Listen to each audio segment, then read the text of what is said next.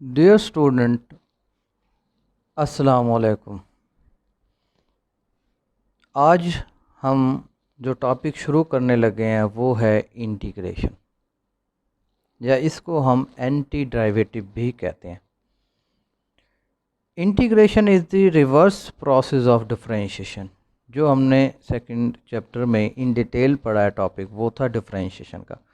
उसका जो उल्ट प्रोसीजर होगा वो इंटीग्रेशन कहलाता है।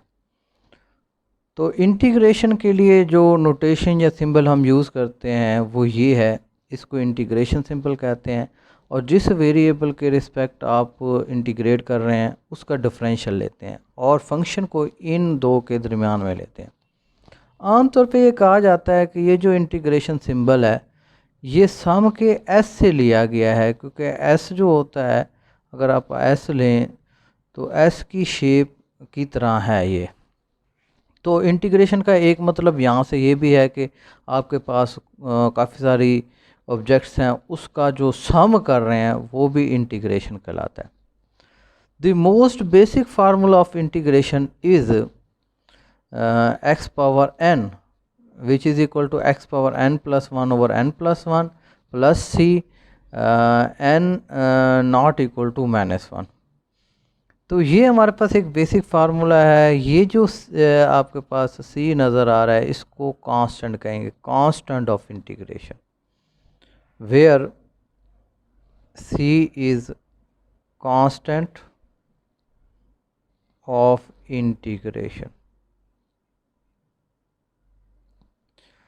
अच्छा, ये इसके बारे में मैं आपको बताऊंगा कि ये कांस्टेंट ऑफ इंटीग्रेशन क्यों ऐड होता है। पहले फार्मूले को हम समझ लेते हैं। फॉर एग्ज़ाम्पल, आप इंटीग्रेट कर रहे हैं x पावर 2 को dx। अब आपने क्या करना है, इसकी पावर में एक ऐड करना है और जो पावर बनेगी उसको डिवाइड करना है और साथ में कांस्टेंट ऐड कर देंगे। ये बन जाएगा x power 3 over 3 plus C.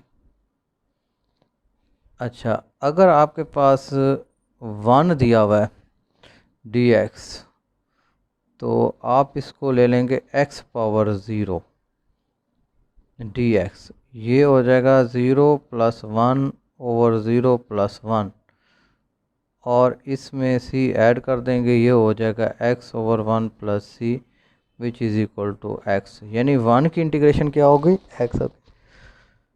अब x पावर 2 की इंटीग्रेशन आपने देखी है, इसकी पावर में एक ऐड करेंगे, पावर 3 बन जाएगी। जो पावर बनेगी उससे आप डिवाइड कर देंगे उस नंबर से। 1 की इंटीग्रेशन क्या होगी, x होगी। अच्छा, ये प्लस c तो होगा, ये कन्फर्म है। अच्छा, एक और एग्जांपल देख लेते हैं कि फॉर एग्जांपल मेरे पास है x की पावर 5 dx। इसको इंटीग्रेट करना है, ये हो जाएगा x power 6 over 6 plus C. Very simple. यानी पावर में हमने एक ऐड कर दिया, फिर उसको हमने क्या किया, डिवाइड कर दिया। तो जी, this is the basic formula. जैसे हम पावर रूल पढ़ते थे डिफरेंशिएशन में, इसमें जो फर्स्ट फार्मूला हम लेते हैं वो ये होता है। इस फार्मूले को हम ज़्यादा अप्लाई करेंगे। तो अब ये जो है, ये कांस्टेंट क्यों ऐड होता है, इसकी मैं लॉजिक बता देता हूँ आपको। अच्छा, y we add constant of integration। Constant of integration हम क्यों ऐड करते हैं, इसके लिए हमें डिफरेंशिएशन में जाना पड़ेगा। अगर मैं एक फंक्शन है मेरे पास, ये है हमारे पास x पावर 3 प्लस 4, अगर इसकी डिफरेंशिएशन मैं लेता हूँ तो ये आएगी 3x पावर 2। पावर रूल लगाएंगे, 4 इज़ ए कांस्टेंट 0, तो ये हो जाएगा 3x स्क्वायर। एक और फंक्शन ले लेते हैं x पावर 3, कांस्टेंट को मैं चेंज कर देता हूँ, यहाँ ले लेता हूँ 7। ये तब भी 3x की पावर 2 आएगी। और इसी तरह जो है, अगर x पावर 3 माइनस 15 ले लेता हूँ, ये भी 3x की पावर 2 आएगी। तो क्योंकि इंटीग्रेशन जो है वो रिवर्स प्रोसीजर है, तो अगर हम इसको इंटीग्रेट करें तो हमें ये फंक्शन मिलना चाहिए, ये हमें फंक्शन मिलना चाहिए। तो अब हम इसको इंटीग्रेट करते हैं 3x² एंड dx, यानी 3x² को इंटीग्रेट करना है तो आपने इंटीग्रेशन सिंबल और डिफरेंशियल ऑफ x के दरमियान में इसको ले लेना है। अब 3 इज़ ए कांस्टेंट, ये हो जाएगा x² एंड dx। तो यहाँ मैं बताता चलूँ आपको कि जब आप इंटीग्रेट कर रहे हो किसी फंक्शन को और उसमें कोई कांस्टेंट मल्टीप्लाई हो रहा हो, तो आपने कांस्टेंट को इंटीग्रेशन साइन से पहले लेना है और फंक्शन की इंटीग्रेशन लेनी है। तो मैंने बिल्कुल इस फार्मूले के मुताबिक तो 3 इज़ ए कांस्टेंट उसको इंटीग्रेशन साइन से पहले ले लिया। ये हो जाएगा x की पावर, इसकी पावर में एक ऐड करेंगे, जो पावर बनेगी डिवाइड कर देंगे, तो ये कैंसिल हो जाएगा, ये हो जाएगा x की पावर 3। देखें ये जो हमारे पास फंक्शन है, इस फंक्शन में x पावर 3 तो हमें आ रहा है, x पावर 3। अब क्योंकि रिवर्स प्रोसीजर है तो ये हमें पूरा फंक्शन चाहिए ना, इसमें जो कांस्टेंट ऐड हो रहा है, जैसे यहाँ 4 ऐड हो रहा है, यहाँ जो है -7 ऐड हो रहा है और यहाँ जो है -15 ऐड हो रहा है। तो ये जो कांस्टेंट है इनमें से यहाँ कौन सा कांस्टेंट लिखें, तो इसके लिए हम जर्नलाइज फॉर्म ले लेते हैं कांस्टेंट की c। तो c जो है, c रिप्रेजेंट कर रहा है, in this case c represents 4, 7, -15 और इस तरह के जितने भी कांस्टेंट होंगे c उसको रिप्रेजेंट करेगा। तो बस आपने ये याद रखना है, जैसे इंटीग्रेशन आप ख़त्म करेंगे तो आपने c जो है उसमें ऐड कर लेना है। तो अब हम दोबारा जो है फार्मूलों की तरफ आते हैं। जो फर्स्ट फार्मूला मैंने आपको बताया था उसको दोबारा लिख लेता हूँ। ये मेरे पास फार्मूला है x की power n+1 n+1 and +c और n नॉट इक्वल टू -1 हो गया। तो पहला फार्मूला ये हो गया। उसके बाद जो है फार्मूला ले लेते हैं, इसकी जर्नलाइज फॉर्म है, एक फंक्शन है हमारे पास, उसकी पावर n है और साथ में उसकी डिफरेंशिएशन मल्टीप्लाई हो रही है। तो फिर आपने क्या करना है, उसके फंक्शन की पावर में एक ऐड करेंगे, जो पावर बनेगी वो डिवाइड कर देंगे और ये डिफरेंशिएशन जो है ये स्किप हो जाएगी, ये आपने नहीं लेनी। फंक्शन के लिए ऐसा है कि उसकी डिफरेंशिएशन साथ मौजूद हो, अगर x है खाली तो फिर कोई मसला नहीं। तो ये हमारे पास दूसरा फार्मूला हो गया। उसके बाद हमारे पास जो है फार्मूला है 1/x एंड dx। इसकी इंटीग्रेशन होती है natural log x plus c, ये होगी natural log x plus c। तो इसी तरह जो है, तो इसकी जो जर्नलाइज फॉर्म है वो ये है f(x) f'(x) एंड dx। तो ये होती है natural log f(x) plus c। आप यहाँ आप गौर करें कि x की डिफरेंशिएशन 1 बनती है, वो ऊपर मौजूद है, तो फिर आपने ये x को नेचुरल लॉग में लिया। इसी तरह अगर कोई फंक्शन डिनोमिनेटर में और उसकी डिफरेंशिएशन जो है ऊपर मौजूद हो नोमिनेटर में, तो आप उस फंक्शन को नेचुरल लॉग में ले सकते हैं। तो ये इसकी जनरलाइज फार्म हो जाएगी।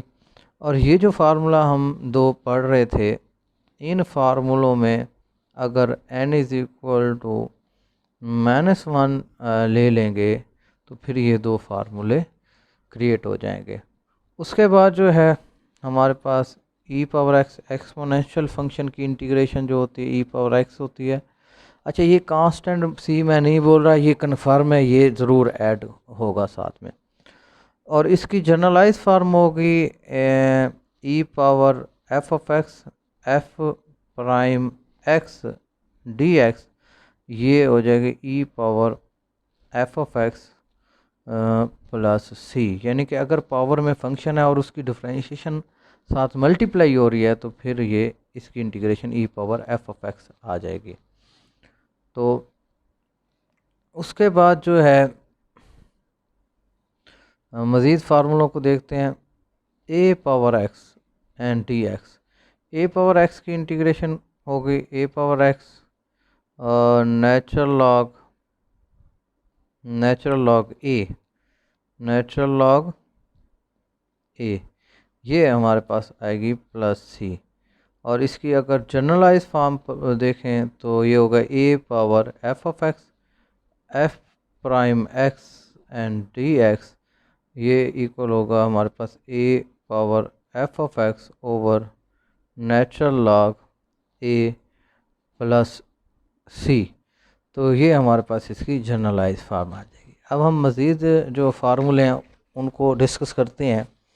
उसके बाद हमारे पास जो है साइन एक्स की इंटीग्रेशन जो होती है वो माइनस कॉस एक्स होगी, और इसी तरह जो है कॉस एक्स की जो इंटीग्रेशन होती है वो हमारे पास साइन एक्स होती है, साइन एक्स प्लस सी। और सीकेंट स्क्वायर एक्स की इंटीग्रेशन जो है वो टेन एक्स होगी, और इसी तरह कोसेक स्क्वायर एक्स की जो इंटीग्रेशन है वो माइनस कॉट एक्स होगी, और इसी तरह जो है सीकेंट एक्स टेन एक्स की जो इंटीग्रेशन है वो हमारे पास आएगी सीकेंट एक्स प्लस सी, और कोसेकेंट एक्स कॉट एक्स की जो इंटीग्रेशन है वो आएगी माइनस कोसेक एक्स प्लस सी। ये सारे फार्मूले आज मैं आपको पढ़ा देता हूँ, ये हमारे पास आ गया। उसके बाद जो है टेन एक्स की इंटीग्रेशन जो है वो है natural log secant x plus C, या फिर हम इसको ले लेते हैं natural log minus natural log cos x plus C, इस तरह भी ले सकते हैं। इसी तरह कॉट एक्स की जो इंटीग्रेशन है हमारे पास वो है natural log sine x plus C, integration of secant x d x, इसकी है natural log secant x plus tan x plus C. और इसी तरह कोसेक एक्स डी एक्स की इंटीग्रेशन है natural log cosec x minus cot x plus C.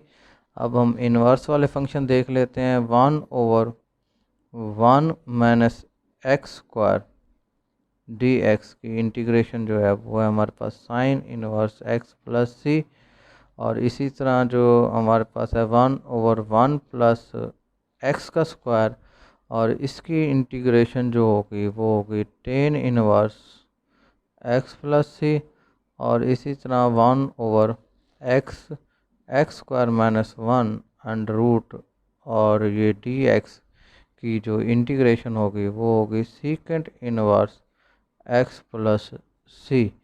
तो ये जो थे कुछ फार्मूले थे, बेसिक फार्मूले, वो मैंने आपको बताए हैं।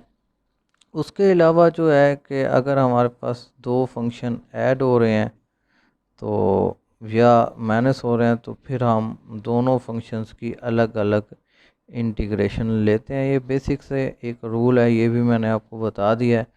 और अगर दो फंक्शन मल्टीप्लाई हो रहे हैं तो फिर वो इंटीग्रेशन बाय पार्ट्स होते हैं, वो फिर हम आगे चल के डिस्कस करेंगे। तो ये जितने भी इसके बेसिक फार्मूले थे इंटीग्रेशन के, वो आज के लेक्चर में आपको बताए हैं मैंने, वो आपने तैयार करने हैं ताकि हम एक्सरसाइज को अच्छी तरह समझ सकें। इसी के साथ इजाज़त चाहता हूँ। अल्लाह हाफिज़।